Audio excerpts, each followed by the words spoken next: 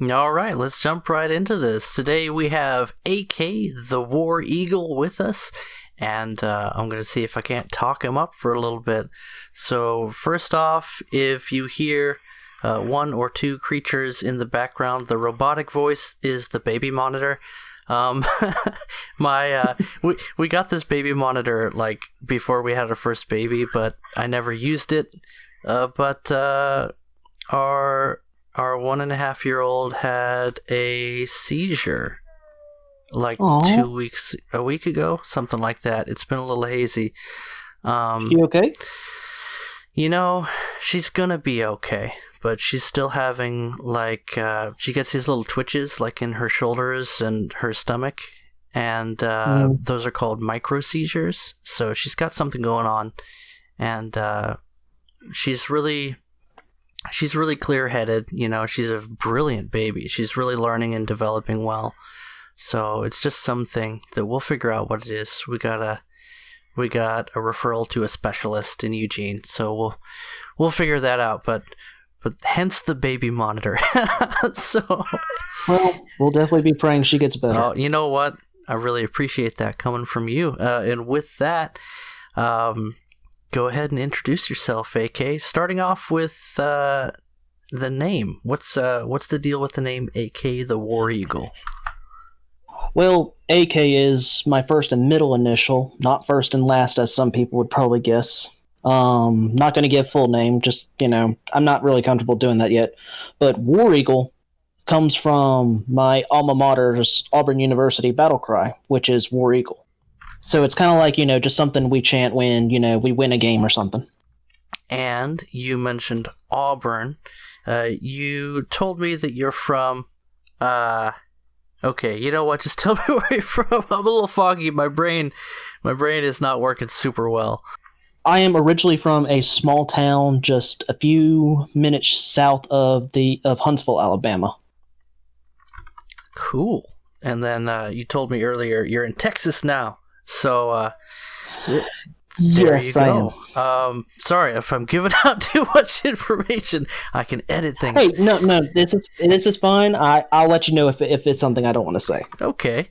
As far as me being in Texas, my wife is here at one of the universities in Fort Worth, and she's trying to get her archaeology degree. Master's, actually. Of course, you've heard the joke before. Why do women love archaeology? Actually, no, I haven't heard this joke. Because they're always digging up the past. My wife would not like that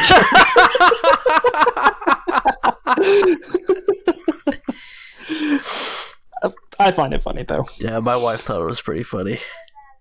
Okay, so, married, kids? Not yet. We wanted to wait at least a couple of years. And right now, finances, they're doing much better than we have been. But we're still kind of, teetering. Do we want to do this yet or not? We do want kids eventually. But we're still kind of like deciding when do we want it. And on top of that, we're trying to decide, do we want to adopt first? Do we want to do, the natural thing? But yes, eventually we're planning on having kids. Just right now, not yet. Well, that's exciting. I'm really looking forward to that. I think I've heard people say before, if you're thinking about adopting or having natural kids, try having natural kids first. And that kind of makes sense. And I'm just excited to see more kind and clever folks coming out of the War Eagle line. I'm hearing my baby Zoe's just going ba-ba, ba-ba, ba-ba. So she must have found her bottle and she's emptied it long ago. She yeets it out of the crib at some point and you can hear her go, yeah. And there's blump. Both of the girls, whenever they're done with their food, they just start flinging stuff. And anyway, this is about you. But, for all of you, let's plug the Discord real quick. Toshio Thunder Zone is a fantastic place to come hang out, and you'll see tons and tons of videos and pics and everything of my kids there. But Mr. AK, yet to find the perfect moment to procreate, and with all the encouragement in the world, I think you're going to be a great dad, and you're going to have some really cool kids. So to keep it in the family for a little while, what can you tell me about growing up and about your parents and your family? Well, my dad was a military Army helicopter pilot, flew the CH-47 Chinook. So we actually moved around quite a bit. Alabama has always been my home, though. We always, family's there, so we always ended up back there. But we lived all over the world, from like Germany. We spent about 5 years in Virginia. Yeah, so it's been interesting with that. He retired just a few years, I want to say, like, after I graduated high school. And now he's the JROTC instructor at the high school I graduated from. And my mother, she is a home hospice nurse, so she's been, helping out with the elderly, especially in this time of the whole COVID situation. And I also have a brother and sister, both of them younger. I am the oldest. Brother is recently married as well. He kind of works in engineering, and my sister is the third sibling to go to Auburn University. She's currently there now. Cool. That's really neat. I wondered when you mentioned that your mom is a home hospice nurse, does she have like a short list of clients and she goes between them, or is she on a one-on-one basis? How does that work? Well, I'll admit I just messed up the interview by saying she's a home hospice nurse. She used to be. Now she is actually the director of a retirement home. So she did used to go like home to home helping people out. But like I said, I've loved my words. She's now a retirement home director. So she does help with the elderly and, in the retirement home, and, like I said, trying to deal with this whole COVID situation to where, trying to keep them from getting it and whatnot. Yeah, for the most part, we've sort of seen, not to be too controversial, but this whole deal has been a lot less terrible than it could have been. But the retirement homes and the old folks' homes are the front lines, and those are places where what's going on right now is still very serious. So your mom's got her work cut out for her. I hope she can find some time to relax and unwind when she gets home, because that's got to be pretty rough. Actually, that's the thing. My family back home had recently purchased their own farm, and so that's kind of how they're relaxing, is building that up.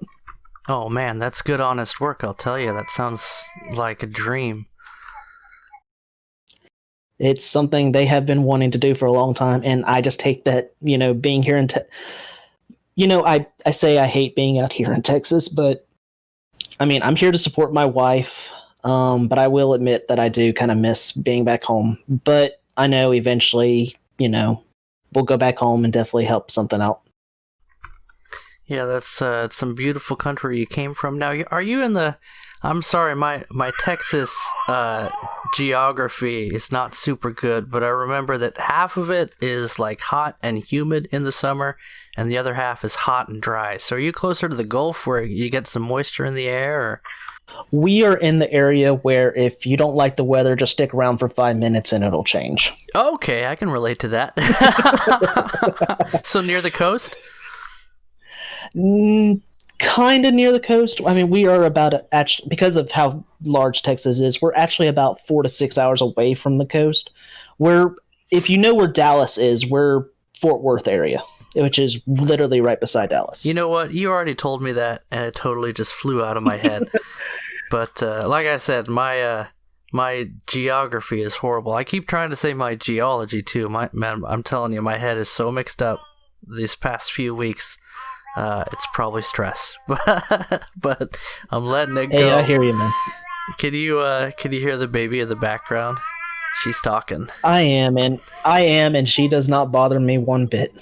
Yeah, well, that's just the monitor. I can't even hear anything if I didn't have this thing here. We got some good insulation in our walls. Anyway, what comes next? You talked a little bit about the family. Tell me a little bit about school and growing up. You said that you moved around a lot, so was it hard for you to find friends, and did that sort of change your outlook, or how did that work out with a military dad? Being military, yes, I did move around quite a bit. So that did kind of hinder, making friends. So I was almost always the new kid. On top of that, being diagnosed with ADHD from really young, with the doctors even saying, it was one of the worst cases that he had personally ever seen of it. I was always kind of the social outcast. But in a way, it has actually made me stronger as a person. Now, to this day, I'm very, what's the word I'm looking for? Introverted. But, I'm, my parents do at least say, and I hate to, I know this is going to sound like bragging and tooting my own horn, but my parents have always said I was, I became stronger because of the being a social outcast, to where it's like, one-on-one, I tend to, be more accepting of other people and whatnot. I mean, there are things, I'll disagree with about somebody, but ultimately, I always try to treat people with as much respect as I can. Well, that actually makes a lot of sense. It's something I can relate to. My dad was in the Army as well, and I was always the new kid, and I was also pretty closed off as a kid.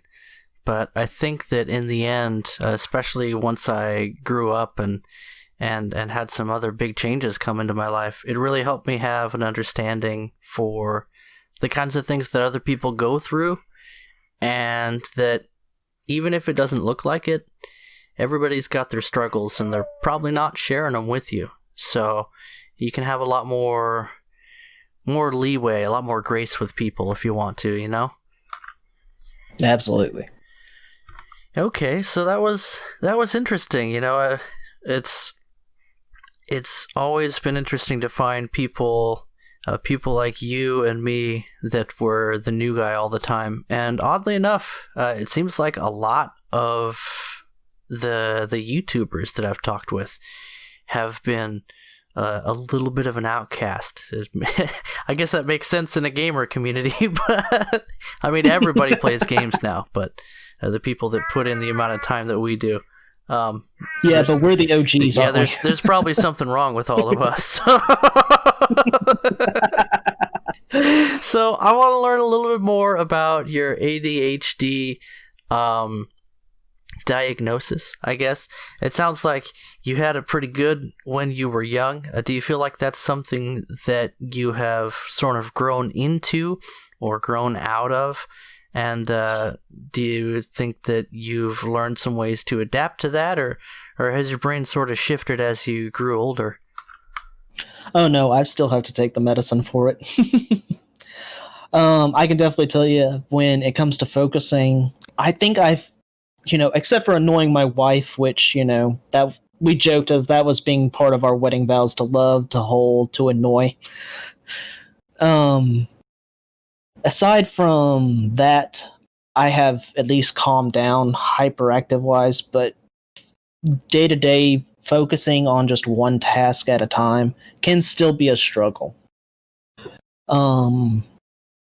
And that's honestly kind of why I do games so much, is it is kind of a way to just like get away from the world for a few minutes and whatnot. I'll admit that I definitely do it more than I should. But I have at least, I accept the fact that I still have to take medication, and I'm probably going to have to for the rest of my life. But I've accepted it as just something that's part of my life, and I learned to just deal with it. And, now I've gotten to the point where, of being an adult at 27, yeah, 27, it's, just something I've learned to deal with. I And, I honestly can't really think of anything else to say about it other than I've just kind of learned to deal with it. If people still have kind of a problem with it, I've kind of learned to just, chalk it up as not everybody's, going to accept me and whatnot. But also, of course, with age comes maturity. So I think a lot of people also accept that as well. That, to use a phrase that I use quite often during these interviews, that makes sense. So, your advice to fellow ADHD kids: take your medicine. And absolutely, I went to school with a boy named, I think his name was Chris something, and he was definitely ADHD, and he would find himself he would go off the walls if he stopped taking his medicine, and he would also tell everybody that he'd stopped taking his medicine. It's like, dude, just, you know what? In your case, it's good for you. But he just, it's sorry. Go ahead. No, you go ahead. It's just one of those things where and I hate to say this, but I know that, a couple of decades, maybe about 2 decades ago, ADHD was the thing that every doctor diagnosed as the quick fix kind of thing. But as someone that absolutely knows that they have it, you can kind of eventually learn to tell who really has it and who doesn't, because admittedly, it's not something everybody kind of outgrows. You may, get better at dealing with it, but ultimately it's not something you're ever going to truly outgrow. So you kind of learn who, may have actually truly had it, who was just kind of the quick diagnose and the doctor just kind of, saying, oh, that person has it. Yeah. So if somebody's listening to this interview and they think, maybe I have ADHD, what would your advice be? Well, to be fair, a lot of the times when people are diagnosed with it, it's, again, at a young age. So I hate to say it, but most of the time, if somebody's going to watch this, and they're probably either going to know or not whether they have it. But if they have questions about it, obviously, first thing I would say, go talk to your doctor first. That's good advice. I'm one of those people that does not want to talk to a doctor or go to a hospital unless I absolutely have to. And yet, I'm extremely grateful for the times when they've been around. I talked about my little girl's seizure and the little micro seizures after that, and the great help that we've been getting. And she had just gotten, not to make this too controversial, but I think it's a pretty funny subject. She had just gotten 4 immunizations, like right a week before she had her seizure. Oh no! And so I said to my wife, I said, "Hey babe, how does it feel to be an anti-vax parent now?" Because we don't know what caused all this stuff, and we're just keeping an open mind while we work with professionals to look into it. But it's like you start changing your view on a lot of things when it comes home. We'll just have to see where that goes, but more on the future. I'm brightly looking forward to my future as an anti-vax nutcase.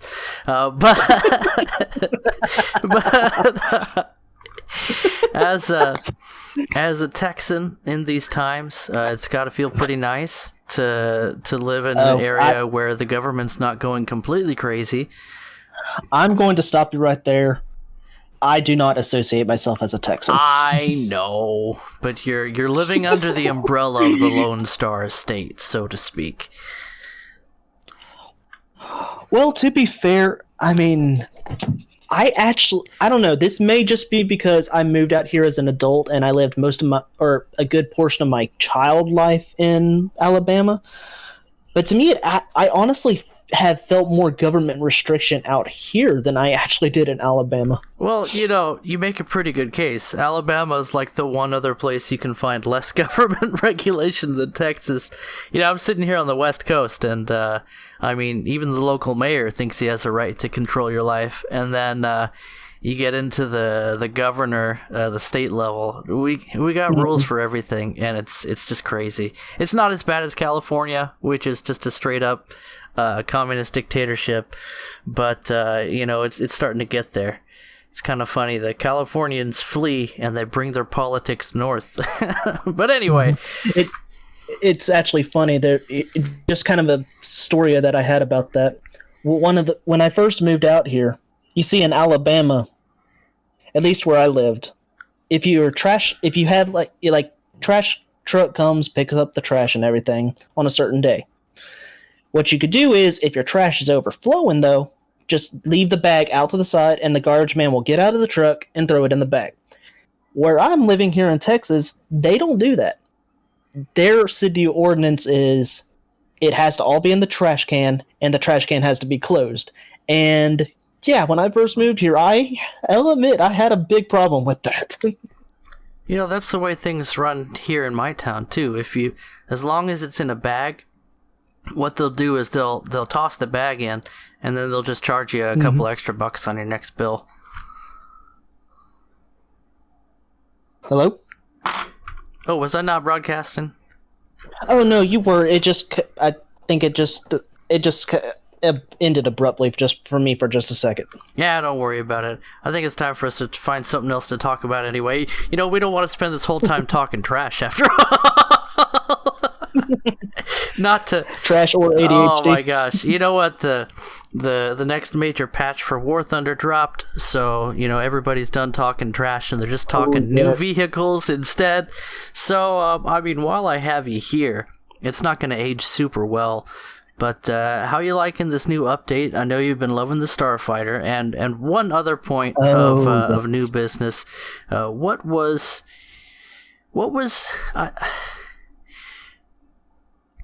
You know what? I'm going to throw in one other question. What brought you to War Thunder in the first place? So how you enjoying the patch, and what brought you to War Thunder?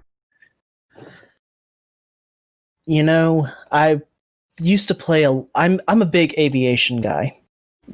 Kind of going back to my dad being in the military. Like I said, he was Army, but at his promotion to become Lieutenant Colonel, to quote him, if we ever wanted to join the military, we needed to join the Air Force, was his actual statement. And for me, I have always, enjoyed aviation.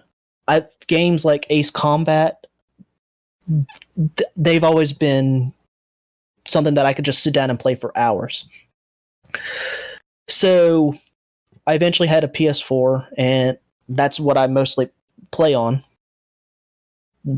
With that said, there wasn't really Ace Combat 7 hadn't come out yet, so, I'd been waiting for aviation to play.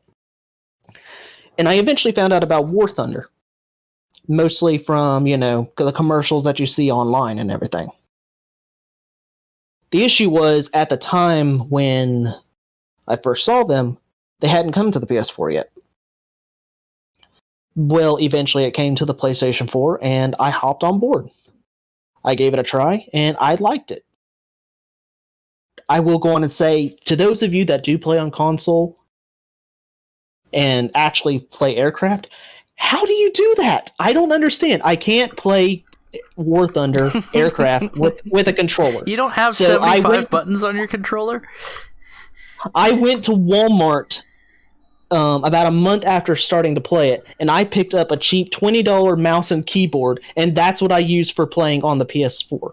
Now, eventually I did get the linked account so that I can play on my laptop that is actually better suited for it.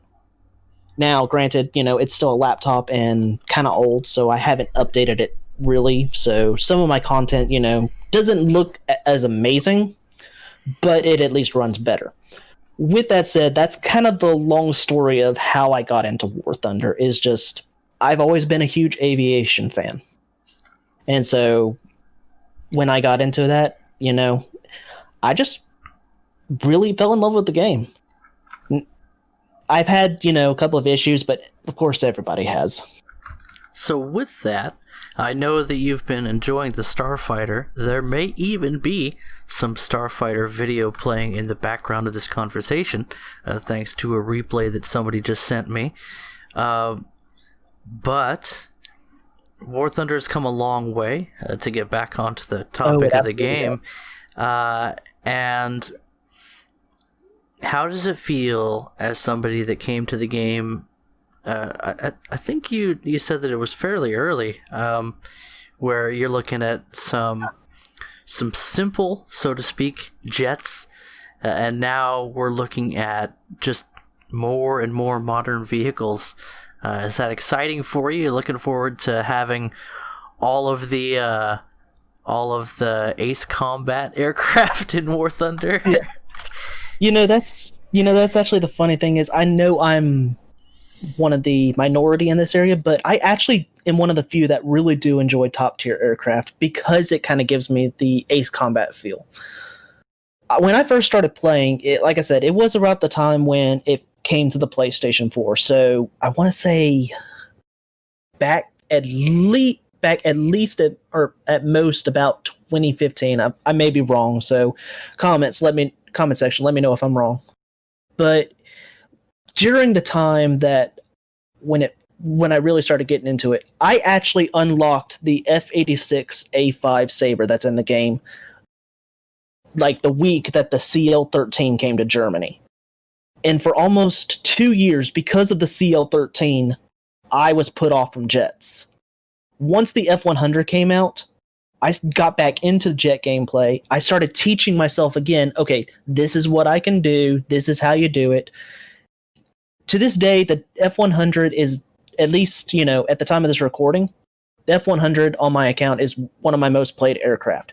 Do I have the best stats in it? No. But it's the aircraft that re-taught me how to play jets. And like I said, I'm really looking forward to the modernization of this game. I know that a lot of people, see it as point-and-click adventure. But to me, it brings back memories of when I was playing Ace Combat as a young child. That's what I'm really looking forward to. With the start, and like you were saying, I have been enjoying the Starfighter. To me, I think this aircraft needed to come in even before, the F-4Es and F-4Cs, MiG-21s. To me, it is honestly one of the most beautiful aircraft ever created, and it's, the first mass-produced Mach 2 aircraft. So to me, I have been finding it fun. I understand, if it gets up-tiered, it's going to get slaughtered.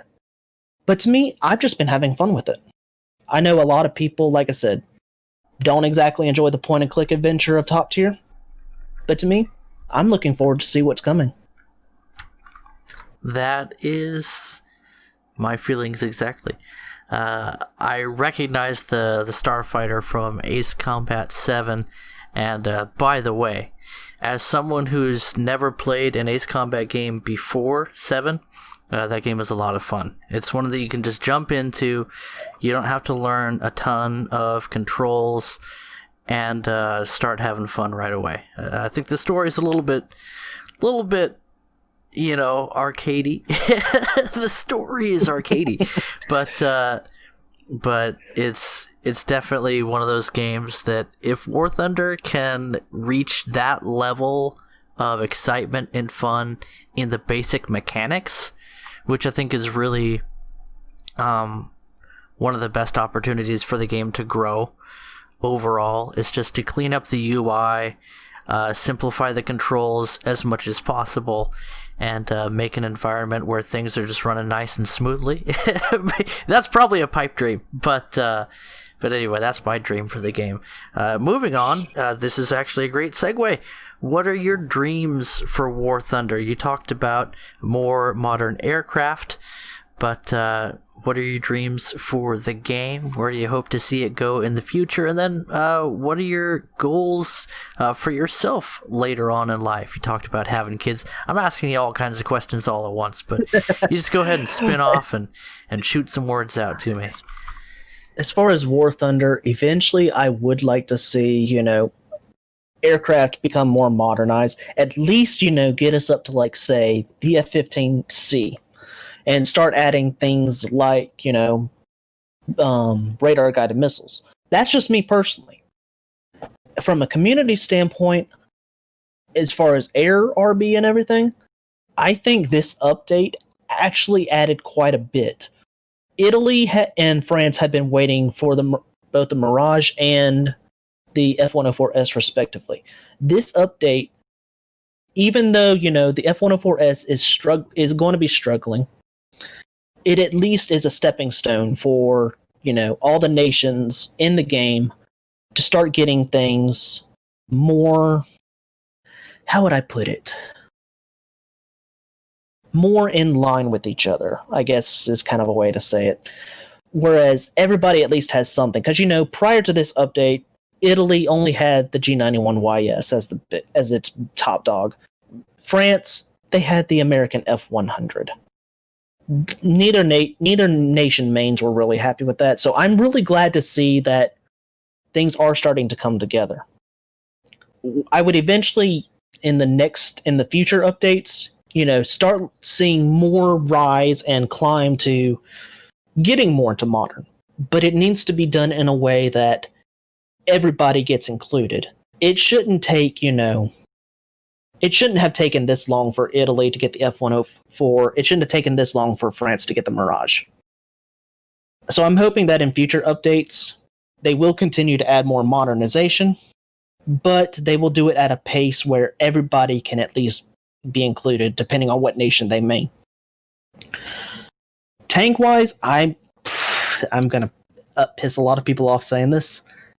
I think tanks really are okay for now. I don't know why people continue to say we need more tanks and whatnot. Tanks for me are not fun. It's not something I have learned how to really be able to do. So this is just my personal opinion. Tanks, they're already at almost as high as they can really get. Sure, they can have, a few more modernization things, but look how far behind aircraft is compared to it. I'm also going to say I'm also one of the few people that do enjoy naval, of all things. I'm really looking forward to seeing battleships in the future. You poor bastard. I'm telling you, the day that the USS Alabama comes out, I am absolutely going to GE and spade that thing. That makes sense. I don't know if there's a USS Oregon anywhere on the seas, but I don't think it'd be all that impressive if it was. I mean, I could look it up for you and give it to you afterwards. There's probably a destroyer called the Portland out there somewhere, but there was. The Portland is currently a heavy cruiser in the game. Hey, there you go. We made it, boys. Man, I haven't played naval in a while, but there's just so much of War Thunder, man. It's such a huge game, and I'm one of those people that I've tried a little bit of just about everything the game has to offer, and I've sort of found what my favorite thing is, which is flying Cass in Tank RB matches and listening to the shrieks of people below me. But, that's not as easy as it used to be. There's been so many consistent nerfs to close air support, but that's okay. It's still really fun. And in recent updates, helicopters. Oh, yeah. Sorry, and in recent. Yeah, helicopters have... they've been all over the place. They're probably the least balanced experience in War Thunder one way or another, but they're getting there. They're getting a lot more balanced, and they're starting to find parity. He says... when there's a fire and forget multi-launch missile available to the Germans and nowhere else, hush, hush, hush. It's one step at a time. But Papa Snail knows what he's doing. I'm sure we'll see where that goes in the future. But let's talk about your own future. Your wife is progressing on her degree in archaeology. And I don't know if I even asked you what it is that you do now, other than playing War Thunder and making videos on your toaster. That's actually a great way to put it. I appreciate that.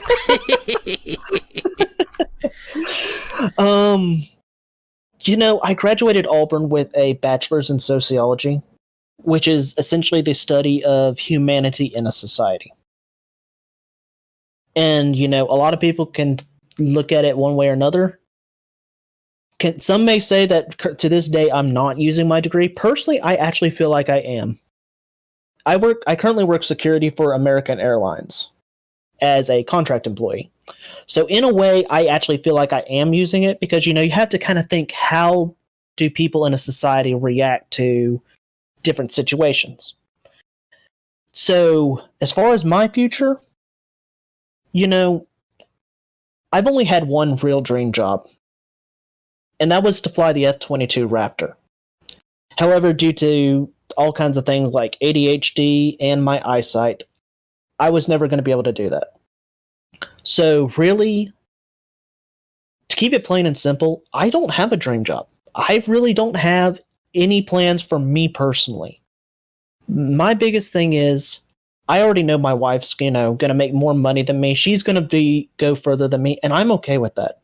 As long as I'm there to support her and help her achieve her goals, I feel like that is my calling in life. Hey, Kay, you need to stop. You need to stop living exactly the same life that I have. It's ridiculous. You probably heard that I'm the man wife here too. I just I raise the kids and I take care of my wife, and she comes home tired, and I make her some tasty food, and that's what I do. I'm sitting here getting fatter because I'm cooking more food than these girls are eating, but I'm happy, and I see a lot of joy in your future. I think you got it figured out. Because it's really about the people in your life, and the most important person in your life is going to be your wife. So supporting her and well, to be fair, the most important person has not been born yet. Yeah? Not yet. But when you think about it, your kids are really, in a way, they're a product of the love that you have for your wife. So it really all comes back to her in the end anyway. Yeah, that is true.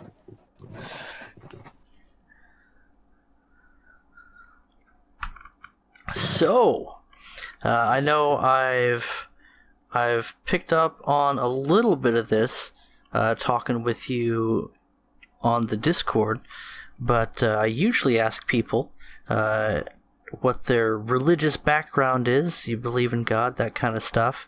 And I think you have a fairly good answer for me. So if you'd like to share that, go ahead. I am religious. I am Christian. I do believe, Christ was our Lord and Savior. Oh, he was. What happened? Carry on. Okay. You know what I meant.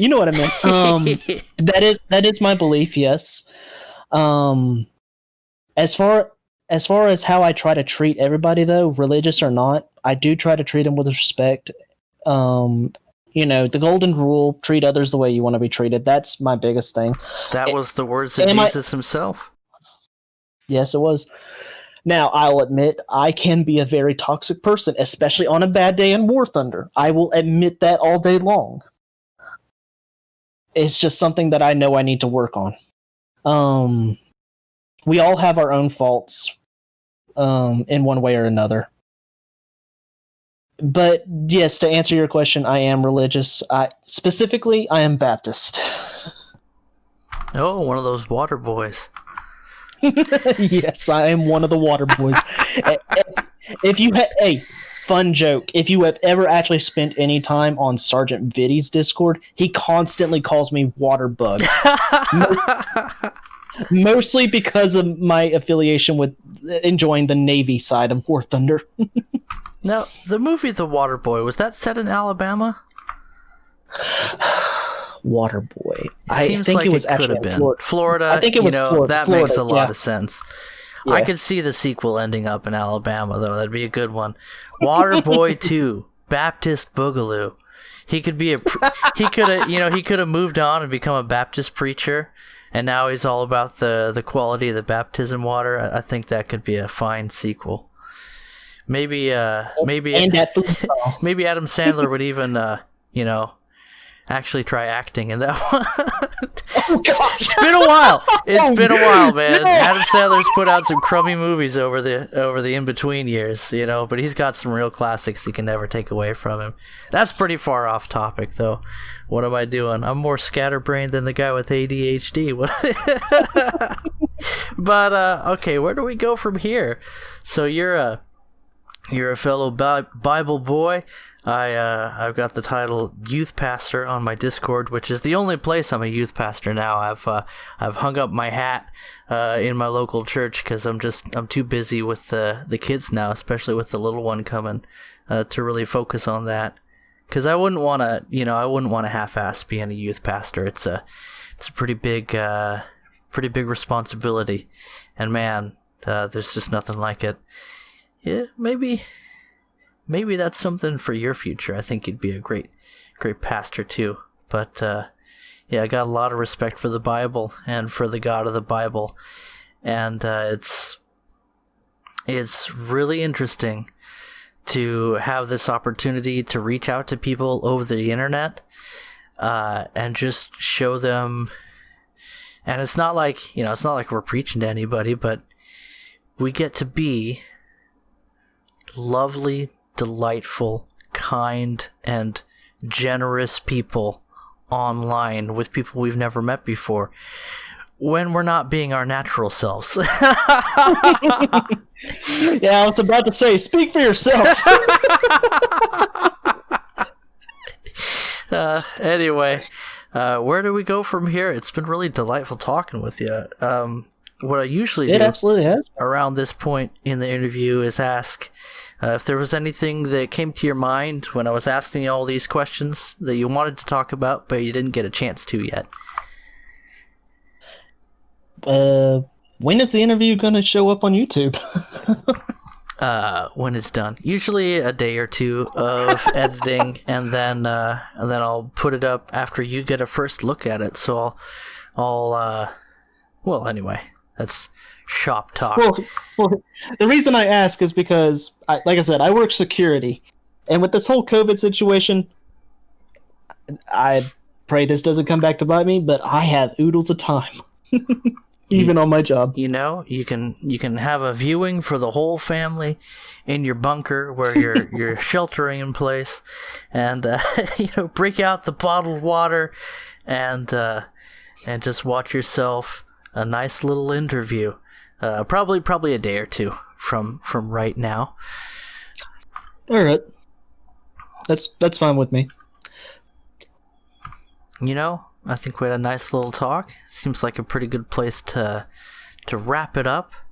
So this has been AK, the War Eagle. He is a War Thunder YouTuber, on top of the things that he does in the real world.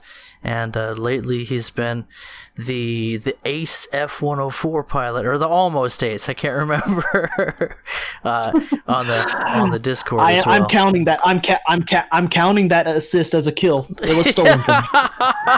It still only counts as one.